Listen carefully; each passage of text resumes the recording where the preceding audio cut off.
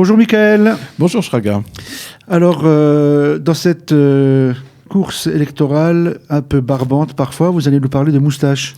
En effet. Alors, le chef du Parti travailliste, le nouveau chef du Parti travailliste, Amir Peretz, a rasé sa moustache. Jusque-là, rien de particulièrement intéressant, même si pendant 47 ans, il a porté la moustache et c'était un peu un signe de reconnaissance pour ce dirigeant syndicaliste et politique depuis de nombreuses années en politique.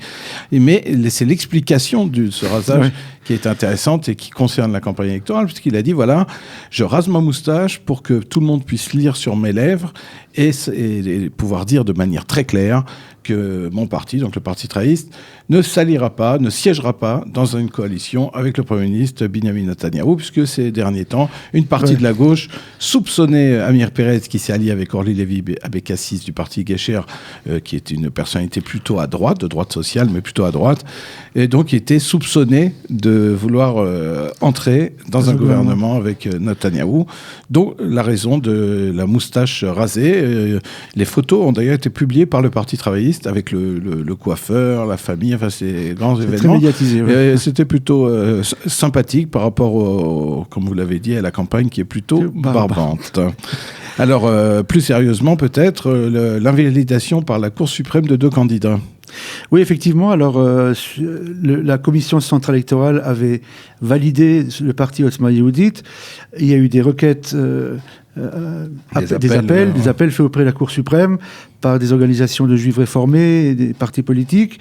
Et effectivement, la Cour suprême a décidé d'invalider les candidatures de Bentzi Gubstein et Baruch Marzel au vu de déclarations passées. Incitation au racisme. Incitation au racisme. Déclaration de la Cour.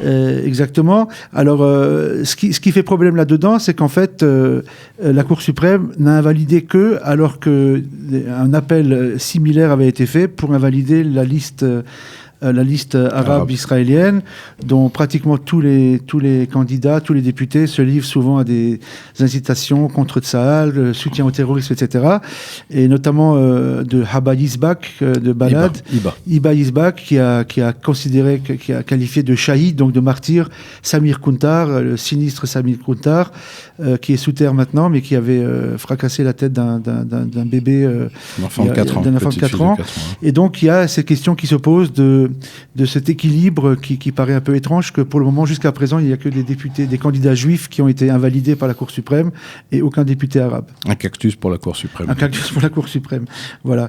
Et autre sujet, parce que il faut aller assez vite, c'est ces fameux accords entre partis pour répartir les surplus de voix. De quoi il s'agit-il ? Exactement, c'est-à-dire avant chaque élection, les partis font des accords dans le cas où ils ont plus de voix. Disons qu'un mandat fasse 50 000 voix et qu'ils obtiennent 51 000 voix. Il y a donc 1000 voix en trop qui seraient perdues. Pour ne pas qu'elles soient perdues, elles se reportent sur un parti avec lequel ils ont fait un accord, ce qu'on appelle un esquem odafim, c'est un accord de répartition des voix.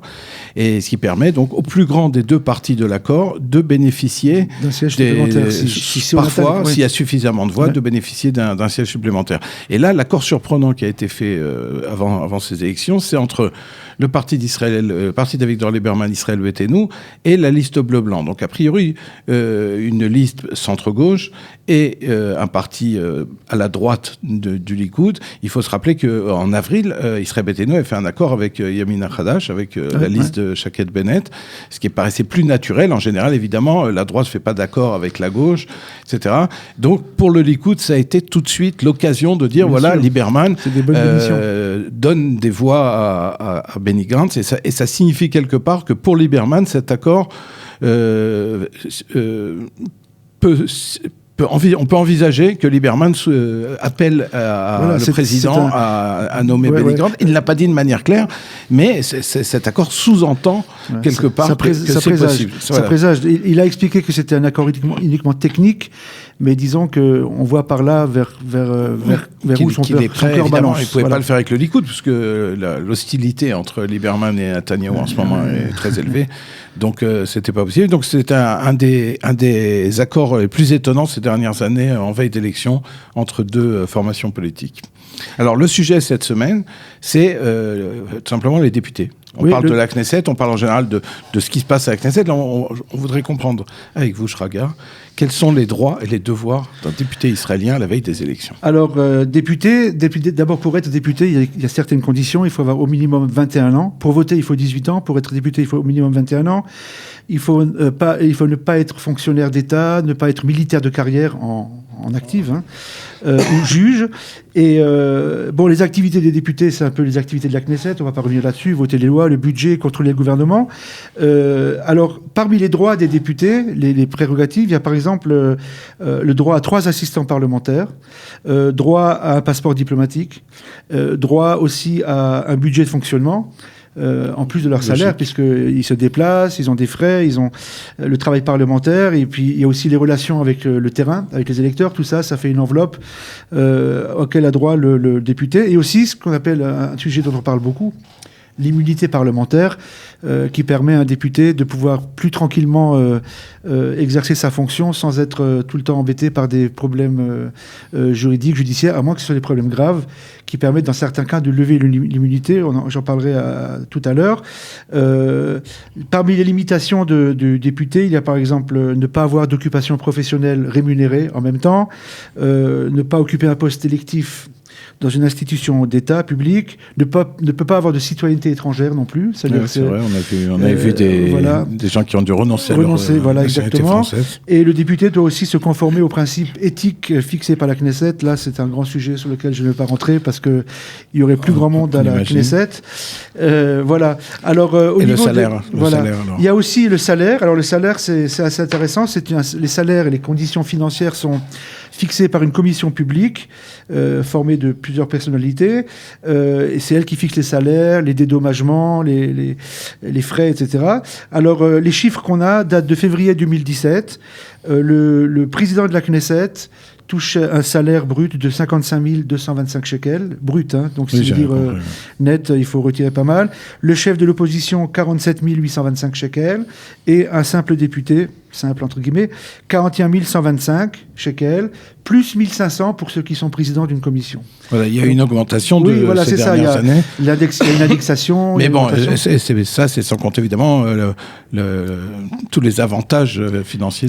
Bien sûr, il ne faut pas oublier non plus qu'un député a droit à des avantages même après la fin de sa carrière. Il y a, je crois, certains avantages financiers, des frais qui lui sont payés à vie, je crois. En tout cas, alors, je ne sais pas si c'est un métier qui est souhaitable ou pas au niveau financier, mais en tout cas, ça fait en net environ 20 000 shekels, ce qui n'est pas énorme, et en tout cas beaucoup moins que ce que touchent, par exemple, les parlementaires français. Voilà. Et donc, dernier point, l'immunité parlementaire, donc j'en ai parlé tout à l'heure. Cette immunité, elle peut être levée, effectivement, pendant des cas très spéciaux. Autrefois, elle était donnée beaucoup plus facilement. Aujourd'hui, il y a eu des abus, donc la Knesset a réduit un peu les conditions de levée du maintien de l'immunité. Alors, quelques exemples pour finir. En 1955, il y a Shimon Bejenaro qui avait vu son immunité levée parce qu'il avait roulé à 80 km/h. Oui, c'est inimaginable. Aujourd'hui, on le condamnerait pour excès de vitesse à l'envers. Moshe Dayan, en 1960, a vu son immunité levée parce qu'il a créé un accident dû au non-respect d'un feu rouge. Bon, apparemment, il n'avait pas trop bien vu le feu. Et Mohamed Mihari, en 1985, soutien public à Yasser Arafat. Itzik Mordechai en l'an 2000. Soutien public à Arafat, oui. Ouais, Itzik Mordechai en 2000 suite à des plaintes de conduite indécente envers plusieurs femmes. Azmi Bshara en 2001 pour soutien à État ennemi. Yechiel Khazan, d'ailleurs, le père de l'ancien député Oren Khazan, qui avait voté 2 fois en plénière et qui avait vu son immunité. Et dernier cas, Bassel Gattas, pour avoir introduit des téléphones dans les cellules de terroristes. Enfin, en tout cas, cette immunité, on en parle beaucoup aujourd'hui, puisque... Oui, ça risque de rester d'actualité. Voilà. Alors voilà pour les députés, il y a beaucoup à dire, mais c'est vrai que le temps nous est compté. Voilà, donc Rose Cactus. Alors Rose, J'ai décidé de l'accorder cette semaine au Premier ministre Benjamin Netanyahou. Non pas qu'il a fait quelque chose d'extraordinaire sur ce point-là, mais au vu de la situation sécuritaire actuelle, il a invité Benny Gantz dans ses bureaux pour faire un briefing sur ce qui se passe un peu ces derniers temps au niveau sécurité. Alors, Benjamin Netanyahou n'assistait pas personnellement à cette rencontre. C'est le conseiller à la sécurité nationale, Meir Ben Shabbat, et le secrétaire militaire du Premier ministre, Avi Blut, qui ont donc mis au courant Benny Gantz en tant que chef du plus grand parti d'opposition. Ouais. Alors, normalement, il faut rappeler que le chef de l'opposition, selon la loi, le chef de l'opposition doit être tenu au courant. Oui, or, mais là, Benny Gantz n'est pas chef de l'opposition. Voilà. Il est, vous l'avez dit, le chef du plus grand parti à l'opposition. Alors, donc c'est un geste inattendu. Ce qui est notable là-dedans, c'est que avec la guerre que se livrent les hommes politiques aujourd'hui pour les élections, j'ai trouvé intéressant de dire que finalement il faut relativiser les choses et se rendre compte que si on parle de guerre, il y a tout ce qui se passe autour du pays et qui méritait quand même que les tensions s'aplanissent et que on se rend compte des choses qui sont vraiment importantes pour la vie du pays. Tout à fait. Alors pour le cactus, vous avez choisi? Alors le cactus, c'est Ram Ben Barak. Alors, Ram Ben Barak n'est pas encore très connu, il est député que depuis le mois d'avril sur la liste bleu-blanc, mais c'est pourtant l'ancien numéro 2 du Mossad. Et il a fait la déclaration, on a l'impression avant chaque élection, une déclaration qu'on veut qualifier de raciste, qualifiant les gens du Likoud de noirs. En réalité, il a dit, nous on est les blancs, eux c'est les noirs. Il voulait dire, il s'est expliqué en disant, on est très différents, on est très très différents. Nous on est blancs, eux ils sont noirs. Mais évidemment, ça passe très mal. Les électeurs du Likoud ont déjà été qualifiés dans le passé de différents noms d'oiseaux. Et là, évidemment, le Likoud a très mal pris cette petite formule dont il a essayé de s'expliquer vainement, mais il y a c'était clairement un grand mépris pour les électeurs du Likoud. Et c'est donc, ça a mérité un cactus, une fois de plus, parce qu'il visait surtout les électeurs. Et il ne s'agit pas non plus ici de viser d'autres hommes politiques. C'était encore un coup bas en direction des électeurs du Likoud. Alors, en plus de ce cactus, sur cette affaire-là, justement, c'est assez intéressant. C'est que pour la première fois, je crois, 2 journalistes de Galil Tzahal, Razi Barkay et Rino Tzror, se sont excusés publiquement envers Ram Ben Barak. Ils se sont excusés publiquement pour l'avoir mis dans l'embarras. Alors, on n'a jamais vu ces 2 journalistes excusés pour autre chose. C'était vraiment assez cocasse de s'excuser, de présenter des excuses pour l'avoir mis dans l'embarras politique. De refaire les coulisses des médias. Oui, ça, il y aurait beaucoup de cactus aussi. Voilà.